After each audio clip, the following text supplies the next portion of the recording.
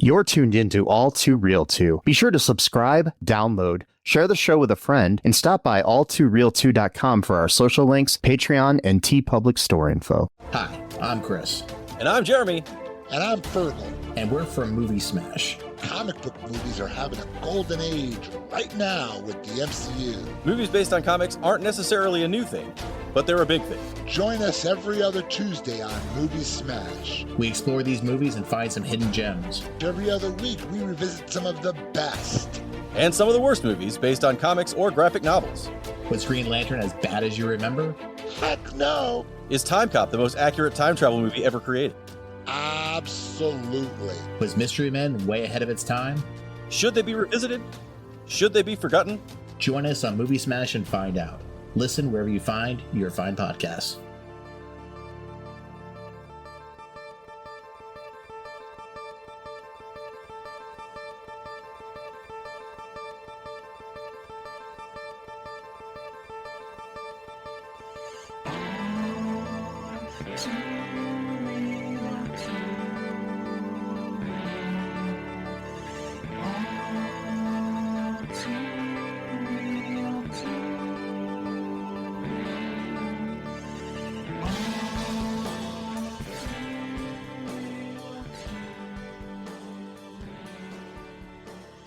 Okay, everybody, welcome to the latest episode of All Too Real 2.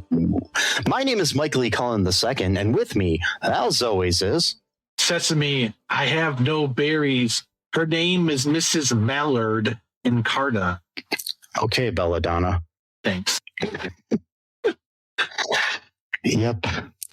Oh, my gosh. Actually, I did Tropedia.fandom.com wiki magic in the mirror. There is a website that... Oh, I've already got that opened. Yeah. Okay. Yeah, so today, folks, we are covering a movie of sorts. This film is called Magic in the Mirror. It came out in 1996. The Internet Movie Database short synopsis here says, a girl's imaginary friends come to life when she goes through her grandmother's antique mirror, a la Alice after she sees it glowing. Yeah, That leaves out a whole lot. Mm-hmm. Yeah. Yeah. Yeah, yeah. This movie's absolutely interesting. I'll say that much. And they did make a sequel somehow. I'm not sure how, but they did. Yes, they filmed the sequel at the same time as this movie. Yeah, so this movie was directed by Ted Nicolaou. I don't know. Nicolaou. I can't pronounce people's names. Yeah, he is known for directing movies like Subspecies, Terror Vision, Vampire Journals, Dolly and Disney, A Date with Destino. What the hell is that? What the fuck is that? I don't know, man. A story of the unlikely alliance between two of the most renowned innovators of the 20th century, brilliantly eccentric Spanish surrealist Salvador Dali and American entertainer and innovator Walt Disney. It's a documentary. What the fuck? Okay. His most recent movie was called Magic and Mischief. He's also directed movies like Bunker of Blood, Chapter 2, Deadly Dolls, Deepest Cuts, Vampire Slaughter, Eaten Alive, Finding Happiness. Okay. That's a random one. Martin Scorsese's Journey into Silence. It's like a short film about Martin Scorsese's film Silence. It's like probably like a special feature on the Blu-ray or something. Oh, right. Sci-Fi Slaughter, Aliens Gone Wild, Puppet Master versus Demonic Toys. Yep. Yeah. The Shrunken City, Leapin' Leprechauns. I just love these titles. The Dungeon Master, Savage Island, Lucky Luke 2 and Lucky Luke. TV series of some sort. Okay. Anyways, that's our director. Yeah. It was written by Ken Carter, Frank Dietz, and Michael McGann. We don't have to go into everything that they've done. Who cares? Yeah. This was executive produced by Charles Band, who also executive produced the film we covered last week, Alien Arsenal, and Dr. Mordred, and other movies, and all the Puppet Master movies, and things of that nature, and the Ginger Dead Man, and all that stuff. Ginger. Yes. So this movie stars Jamie Renee Smith as Mary Margaret Dennis, Kevin Wixted as Tansy, Saxon Trainor as Sylvia Dennis and Queen Hyssop. I don't know. I can't remember how they pronounced it. David Brooks as Bloom, Godfrey James as Melilot, Eileen Takei as Mrs. Mallard and Dragora. We got Eugene Christian Motriuc as Swanston and Dr. Schmott.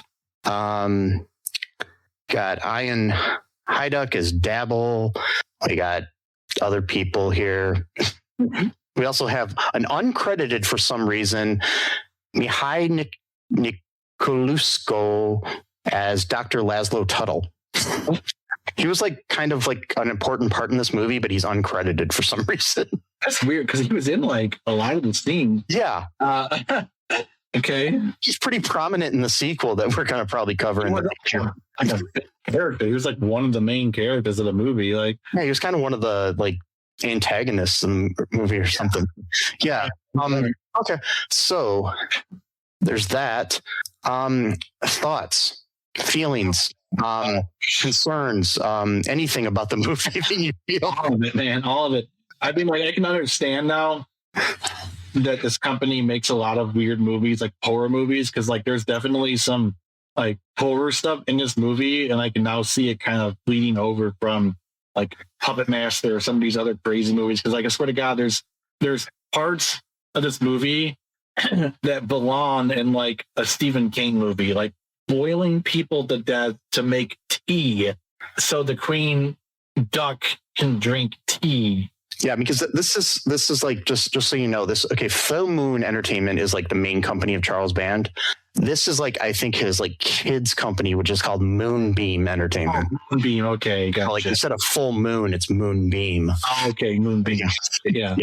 And so there's this. Just walk you through the plot really quick here. So basically, there's this girl. She's got a bunch of imaginary friends. Her mom, two imaginary friends. She got two imaginary friends. Maybe she got more. No. She got two imaginary friends named Bella and Donna. Yeah. And her mom is a scientist who was working along with this guy who didn't get credited in the movie for some reason. And they're trying to create a gateway into different world through a laser beam. And apparently they were almost successful for a few seconds, and then it failed afterwards. And so she doesn't like her daughter having imagination because that's bad, because science is good and imagination bad. Even though most of our science actually originated from people who have very high imagination. But anyway, we're not going to get into that. And her dad is imagination is just bad. You can't have any. Yeah. And her dad is I don't know, he's an art collector. Is he he's a botanist. A botanist, yeah. And so he's kind of doesn't really care when he's yeah, it's cool, whatever. Doesn't really give a shit because he's too busy doing his work instead of but he does seem a little bit more kinder. He at least he has a nickname for her. Even he calls her Daisy. Yeah. So, yeah. But it's still kind of a whole like most of these movies where kids movies of this era where the parents just are neglectful of their kids. What was that one we covered recently where it was like that? It was Gooby. Yeah. That was not even of this era. But no, it wasn't. But it was. Seems like there's a lot of that going on. Maybe parents got to start paying attention to their kids more. There's so many movies about them not paying attention to them, and they gotta go. These crazy Disney movies had the right idea when they killed off the parents. Yes, maybe. No, excuse me. So they have this dinner party. Her mom brings her colleague dude or whatever. She brings her little Miss Mallard, which is the human head on top of a duck. Yeah, she carved a mallard that looked like her high school principal, whose last name is Mallard. And thought that would be a cool thing to do, I guess. I don't know. And then took that down to dinner for some reason to show off the crazy mentally ill type of I'm sorry. If I saw, I'm not trying to be mean, but if I saw like a 7-year-old kid like just brought that down to like dinner and it's like, look what I made, I'd be like, cool. I mean, the fact that she got first place for that, and the fact that it looks like it was carved by like a really like an adult. There's no way a 9-year-old carved that. I'm sorry. I know. Even like a savant. I mean, I don't think, you know. I know. And she there is a little foreshadowing here because they're about to have tea, and then the Bella and Donna took the tea and it splashed it on the dude's wife. Yeah. Apparently he has a wife, which I don't believe in real life he would, the way he acts. I don't think he would be married, period, let alone to someone like very beautiful. I just don't think that would be happening. He may be a scientist. I don't think he's a rich scientist, so he wouldn't even get like a gold, digger type woman either. You know what I mean? So it's like that's fiction right off the bat there. So, this piece of shit guy, would not be married. So anyway, so they blame her or rather her mom. What's her name? I don't know any name anymore. The girl's name? Yeah, what's her name? Mary Margaret. I said Mary Margaret. And what's the mom's name? The mom's name is. Give me a second. Might not even have it. The mom's name is Sylvia. That's right. So Sylvia's like, go to your room, like kind of like Home Alone style.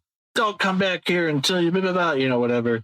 But then she's mad, and so she throws the mallard at something, and then the mirror starts acting weird, kind of, and then the mallard goes right through the mirror, and then she's got these little stupid, they're called berries later on. They're not really berries, that's what they call them. And then she took one and crossed through, because you can only cross through with berries. Just weird. Because how was she able? These berries were in a book that was from the great grandmother, who also gave the mirror to her. The great grandmother, who is the grandmother of her dad, left the mirror to her in her will. And also the dad has this book of like different types of plants because the grandmother was also a botanist. I got all this from the movie. I don't know how I was paying so much attention.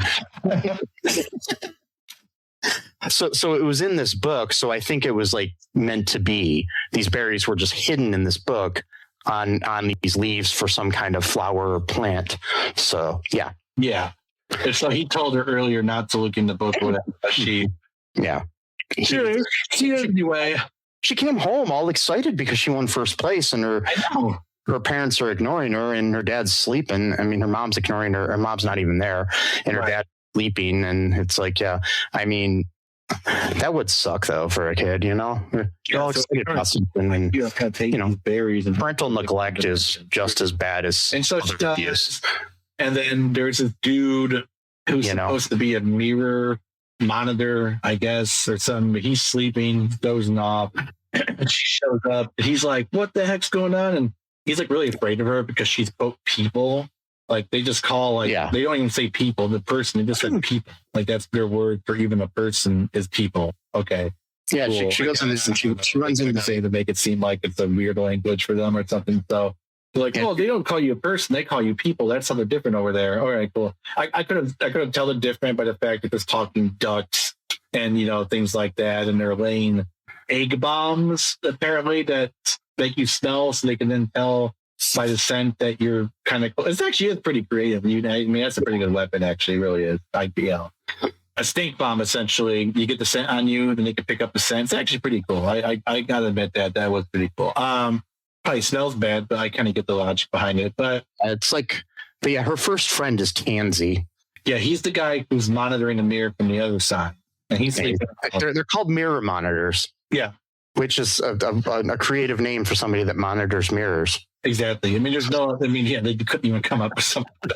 We're a beer monitor, actually, but we do. And we're okay. So he's like the new guy. The old guy's just about to retire. I guess he's been doing it for years. Oh, okay. Because he mentions that he's basically been watching the mirror the whole life of the great right. Yeah, that's right. So apparently time is different in this realm. People live a lot longer. So he's freaking out because she shows up, and she's freaking out because he's freaking out on her because he's going like absolute nuts. And so, the old guy comes in. He's like, "All right, let's talk it out." And he's like, "She's a people," going nuts. I'm like, "Okay, fine." Mm-hmm. And basically, it's because she brought these berries. I'm thinking that the next time I don't want to be somewhere and there's like a lot of people there, I'm just going to freak out and be like, "You're a people. You're a people. Yeah. You're not a person. You're a people." Yeah, exactly. And so it reminds me of like there used to be these ads for Maury Povich, the talk show host. Mm-hmm. And the phrase in it would be like, "Maury's good people." Yeah. Yeah. That's a phrase people say, "You're good people." So I guess it kind of makes sense a little bit. I always thought that was kind of a weird phrase anyways, but another common phrase that people use in English. I think it's just become more common now because back then it was weird to me. It was, I never really got it. I think Maury's a good person. They kept calling him a people. More. Yeah, I don't. Yeah, I'm not really sure with that. Or maybe they mean that like you came from good people and that's why you are a good person. So maybe they're like complimenting your family as well, type of thing. I don't know, but it could be something like that. But anyway, just to save us time, really, from having to talk about this for too long. Literally, the entire plot is just trying to evade being captured by an evil Ballard queen named Dragora, who likes to. Apparently, is obsessed or addicted to tea, and the way they make the tea, yes, go ahead, is fucked up. They boil these creatures or humans or whatever in this big teapot that looks like a duck, and then they get the tea from the people or the mirror monitors or whatever. They make tea out of them. Which, how? This is a kid's movie. It's a kid's movie, but plus, too, people are plants. So what would you be getting out of? I mean, like, there's no. This is the mirror. This is the mirror world. So mirror world, right? So it works differently there. Yeah, it works differently. But again, because the company makes all these horror movies. Even the kid version has. I mean, I swear to God. So at one point they finally do catch her, and then it looks like they're about to kill her.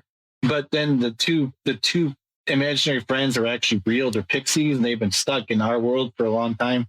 And then she had 3 berries, and she used up all 3 berries, and it was because they were the other 2 berries. And then she used 3 of them, but she also had more.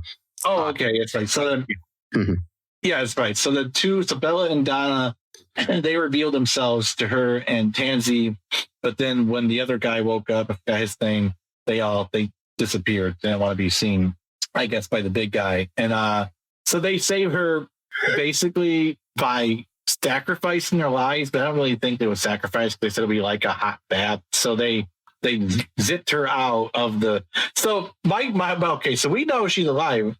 Tansy and the other guy think that they're witnessing a child being boiled to death and being used to drink as tea. Mm-hmm. So let's sit on that. Let's that for a minute. By the way, for people, it's 60 seconds, not 10 seconds. So 60 seconds of boiling or steeped. Yeah. And then we make a joke about it afterwards. Well, I mean, to be fair, like the Grimm fairy tales and other fairy tales were all pretty fucked up too. So, I know, but this is 1996. This is when kids movies were supposed to be like not scary. This is post, Little Mermaid and shit. So it's like, where you take the story that was fucked up by Hans Christian Andersen and clean it up to make it a happy ending where the mermaid and the dude end up together instead of her dying sea foam. He died. Yeah, but the thing is, they tell a joke about it. Okay, it's like, okay, wait a minute. You literally were just crying 2 seconds ago, and then you thought that she got boiled to death so that this mallard queen and her henchmen can drink tea, but they all start passing out from the tea, and then they go, "Oh, Mary Margaret was such a sweet child, but she must make a dreadful tea." I'm like, you still think she's dead at this point? She didn't come out and reveal herself until after that. So like, wait, so you're already making cracking jokes about witnessing a child being boiled to death?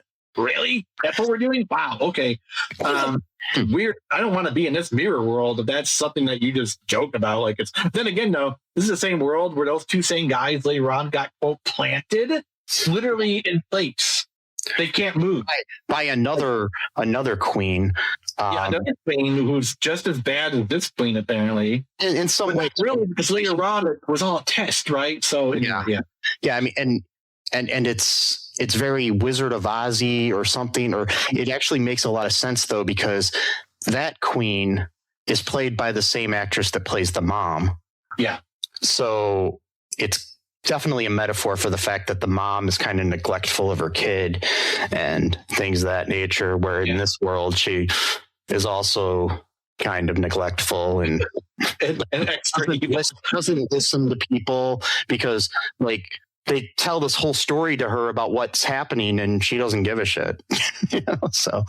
So Bella and Donna, they were the reason why, because like they have a quote plant in their world called belladonna, which we have as well, which it's like really it could kill you, it can make you hallucinate, pass out, die sometimes even. So that's why they were pixies, but then they somehow were able to make the tea that's bad for them. So the pixies plant too, or they didn't really get into that, how that works out too much. But anyway, they said they like a hot bath. So I'm hoping they didn't actually die and they were just joking when they said that, or did they literally just allow themselves to be boiled to death? I think they died. Oh my God. I mean, there's a sequel, so maybe we'll watch that and maybe Bella and Donna will be alive, but I don't know. The way they would we like a hot bath. That's the only reason I want to watch the sequel, is because I want to find out if Bella and Donna are mentioned again. Yeah, because obviously that's the most important part of this. I mean,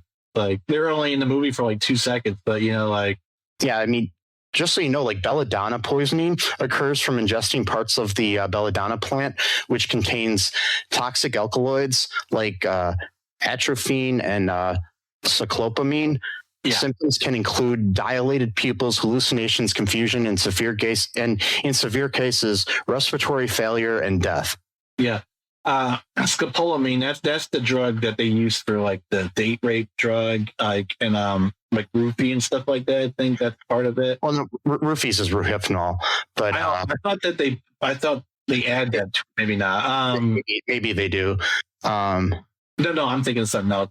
Scopolamine is the drug that in Colombia they literally blow it into a dust, and then if it gets into you, like if you just stop walking, they know that scopolamine can be used for good things too. It can actually use to treat motion sickness and post-op nausea. Yeah, but anything. It could be used really badly. Like in Colombia, they literally just grows anywhere, and so people will like they'll ground it into a powder or a dust. They'll blow it, and then it's like the people just do whatever you want them to do because they're extremely suggestible. Like there have been stories. This guy, he said that he went to his apartment one night, and then he woke up. All of his furniture and everything was gone. And then he goes down to the doorman. He's like, what the hell's going on? He's like, oh, yeah, you and your friends came up here. You said you were moving and they were helping you move.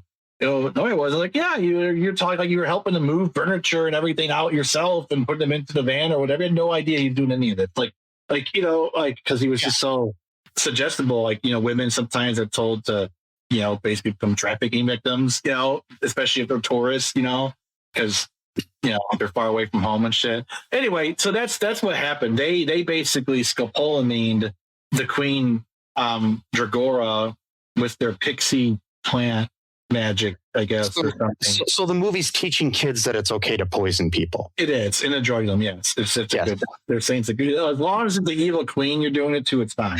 And as long as the drug comes from boiling your friends. Yeah, only if they're okay with it though.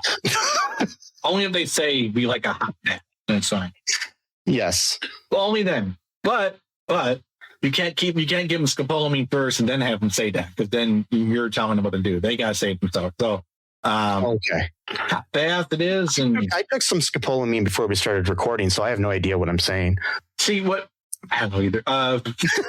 Either do I have no idea what I'm saying at all anymore. But I totally have no confidence in anything I say anymore about any subject. But like, what reminded me though about the teach shit is that it reminded me of like that fucking brazen bull stuff, like where like steam would come out of the bull's nostrils because they were literally burning someone inside the metallic bowl.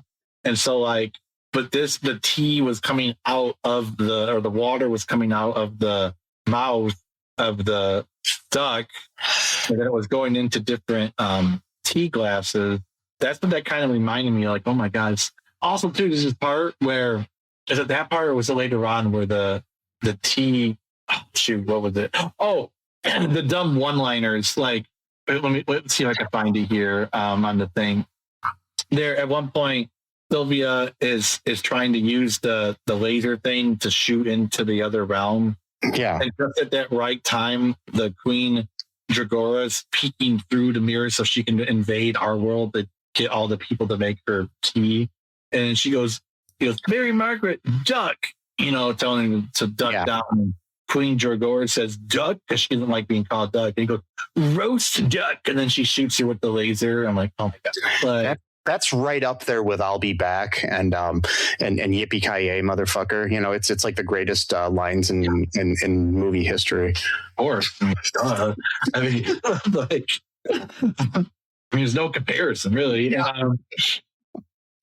And so there's another thing too, where, like I said, there were some creative aspects to this movie. Like, for example, when I do appreciate the fact that the Queen Dragora in this movie also does things herself and doesn't just have her henchmen do things for her. So you gotta kind of give it to her that, because like most evil leaders, especially these days, they have other people do their dirty work for them, and they blame other people for it, and they drag people into endless wars, and those people are okay as cannon. And then they can just, when you ask them about these things, then they can just say they don't know about it, or they haven't read about that yet, or they researching it, or whatever.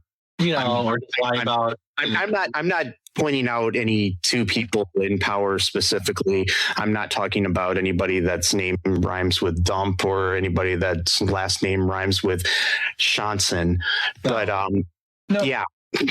Doesn't like that at all. No. So, so at least Queen Dragora is able to put in the leg work, or rather the wing work, to fly. And it also looks like there's like actual jets flying, like when they go, it looks kind of like there actually are like about the bomb thing, but they lay an egg instead of dropping the bomb, but it's like a stink egg, and it is meant to whoever's close by enough to rub off the scent on it so they can then smell. That's actually pretty, I do like that. I think that's pretty creative writing right there. I actually will hand it, like, one of the weird good things about this movie is that idea right there. I keep getting stuck on that for some reason. I don't know why, but I just think it's kind of creative that you literally make a stink bomb weapon that gets the scent on the people you're trying to chase. So later on, you'd just be smelling around like, aha, they're that way. But then again, they didn't even need it because they're idiots. They're just watching from a fucking rock. And one of the guys saw them. So, one of the production companies behind this movie, this is just a random thing I just saw on the screen, is called BB Productions. I wonder if Netanyahu has anything to do with this. Yeah. Especially about evil leaders, and and it's just joking. It's spelled the same way though. Laying eggs, stink bomb eggs, stuff like that. This came out October 1990. This is like October 3rd. I got the release date of August 13th, 1996. Oh, really? Yeah. I got this different. I got angrygrandpasmedia.library.fandom.com. This one said, but this one even has, it says, they even have like the previews being mentioned. Video 1, video preview for Spellbreaker, The Secret of the Leprechauns. It might be the VHS release. Maybe it was released on TV prior to that or something. I think it is. And it says promo for Paramount family favorites, including Bugsy Malone, A Dog of Flanders, Charlotte's Web, Andre, Searching for Bobby Fischer, Popeye, Daryl, Bon Voyage, Charlie Brown, Don't Come Back, Lassie, Explorer, Pre-Hysteria, and Dragon World. All that is how many previews of that? I mean, Yeah, no, those were the previews on the VHS.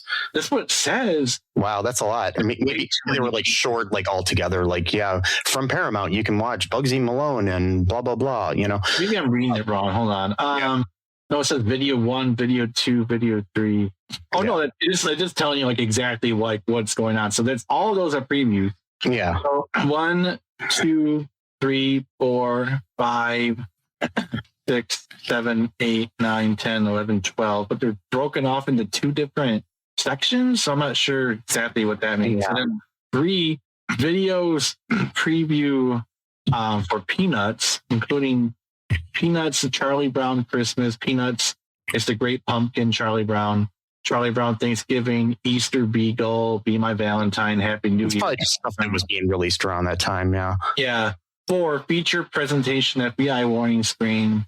And then it even has the date on that. August 29th, 1995 is when that screen was probably invented. I don't know how he figured that out. But he somehow knows the date of when the warning screen was made. Okay, this is weird. I mean, the original weird. was made in 1977, but that's another story. Apparently just when he's August and Magic in the Mirror finally. So it's like 20 minutes. No wonder why the movie was so short. They had to make room for all the damn preview. I mean, some Dog of Flanders. Have you ever seen Bugsy Malone? Speaking of that, do you know what it is? It's about like wasn't he like a gangster? Like wasn't it's a gangster film, but all the gangsters are played by children. Oh, Teenage actors playing adult roles. That's weird. Okay, And the movie stars 2 people of completely different beliefs nowadays. Jodie Foster and Scott Baio. Oh my god! What? When they were teenagers. Yes. 1991 VHS. Yeah, but Scott Baio played Bugsy Malone. Were they? What's that? They were teenagers in 1991. They were probably already. It came out in 1976. Oh, okay. This says 1920. Oh, that's when they made the VHS version. Okay, I got you. All right, cool. Yeah, All right. 1976. Yeah. All right. I was gonna say, I'm like, I don't think. I'm hoping to cover it sometime because I remember watching that movie a lot as a kid, and it was fucked up. You got Dog of Flanders, a dog movie, I guess. I'm not gonna watch that one. Andre. I got nothing to say about the movie now, so I'm just making up another Andre. I remember Andre. To the movie, Mary Margaret ends up getting home. Yeah. And now supposedly everybody's trapped on the other side and she just has to watch the mirror. But then we have like one of those endings where it's like, you see the bad duck like healing and wanting to try to get back. And then you see these berries that fell at one point through the like heater or steam grate or something in the apartment or the house down into this pipe that was cracked, and they fell down conveniently onto an open bag of potting soil. Yeah. So then they started sprouting. So that means that they're going to find a way into our. Of course, I knew that was going to happen where he dropped all of them conveniently into the. Yeah. So we will find out. In foul play. Yeah. In Magic in the Mirror Part 2, Foul Play, which we will cover in a future episode of All Too Real 2. God. I will find it. Oh, I mean, you can probably find it on YouTube right now and look it It's up. probably on YouTube. This movie. It's also on YouTube. It's on YouTube, but it's also on Amazon Prime. So if you want to watch it with ads, yeah, there it is. Boom, the same guy who I watched the other one. It looks like Magic. No, I mean, it's not the same guy, but it's a. They uploaded. Mine was what Goblin King was when I was watching it. Yeah. So they uploaded it. So we will cover that in the future, in the not too distant future, next Sunday. AD. No. But anyway, so the. Mr. Nostalgic 1985. That's the channel I got right now for that. Yeah, They got Hansel and Gretel 2005. They got Gnomes 1980 TV special.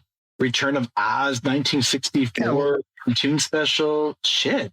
We'll have to check that out. Lots of stuff on here. Anyways, anything else to say about this movie? Wrap things up. No, I'm good. Okay, so thank you for listening, folks. Overall, like, what would you rate this movie? I rate this movie about 3 berries out of 10. Yes, I give it 2.5 berries out of 10, Okay. and 1 hallucinogenic berry that made me think my life was worthless, and that I should, just find a mirror to jump into myself. I tried it in my bathroom, and I somehow cut my head open. I was trying to get into the mirror above my vanity in there, and there's just blood dripping down it now. Hi. Okay, everybody, welcome. Oh wait, am I okay? Where am I? I don't know. I'm Mike Lee Cullen II. And with me as always, wait, what? Yes. Anyways, so folks, I will say one thing you can do that won't make you cut your head open is to go to all2real2.com. Unless you're using your head to like type that in on your keyboard or something, then maybe you'll cut your head open. I don't know. But you can go to all2real2.com. You can find links to all of our social media. You can find links to all the different places you can listen to our show, links to our YouTube, links to, like I said, our social media. You can check out our Facebook, our TikTok, our Bing Bangs, and our Zoom Zooms, and our Bing. Those are things, right? Yeah, I guess so. Or am I still hurting? Oh, man. Well, hey, I can write my name with this blood. Wait, what? So, oh my God. Anyways, just, be good to each other, folks. Share the show. Give us a 5-star review, or if you can. Remember that trans lives are human lives. No human is illegal. True that. Fuck ICE. Yeah. Free Palestine. Fuck the oligarchy. Fuck weird looking ducks that look like they're rejects from Howard the Duck, the movie. And Yep. Yes. And just be different, be yourself. Remember that I love you. Sesame loves you. I do. I'm having a fever dream right now. There's a duck in here. By the way, I was actually on NyQuil when I was watching it last night because I have a cold. So that was an interesting other aspect. Well, that made it interesting. Yes. Yes. It was the really strong, like 10% alcohol, like the original flavor too. So it's like not even good grape tasting, like the nasty green version of it. Yeah, NyQuil, the only thing that tastes like green. Yep. There you go. Not the cool grape shit. No. Yeah. Yeah, that was NyQuil, you big fucking Q. Anyway, so folks, until next time. Bye-bye. Thanks for listening to All Too Real 2 podcast, a Cullen Park production. Produced and edited by Michael E. Cullen II. Music by Matthew Hawes. Subscribe and share the show. Visit us at cullenpark.com.